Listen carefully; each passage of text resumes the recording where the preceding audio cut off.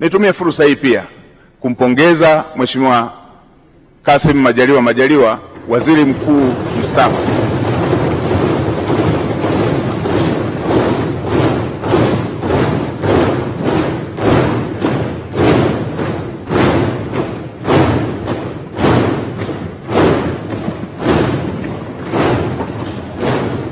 Nimpongeze Mheshimiwa Kassim Majaliwa, Waziri Mkuu mstaafu, kwa kazi kubwa aliyoifanya bila kuchoka ya ufuatiliaji wa miradi, ya ufuatiliaji wa shughuli za serikali, kwa unyenyekevu wake, kwa uadilifu wake na kazi kubwa ambayo amefanya kwa taifa letu.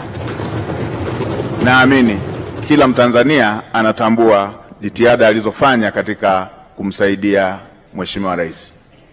Mheshimiwa Spika, baada ya maneno hayo ya utangulizi, niruhusu niseme nawashukuru sana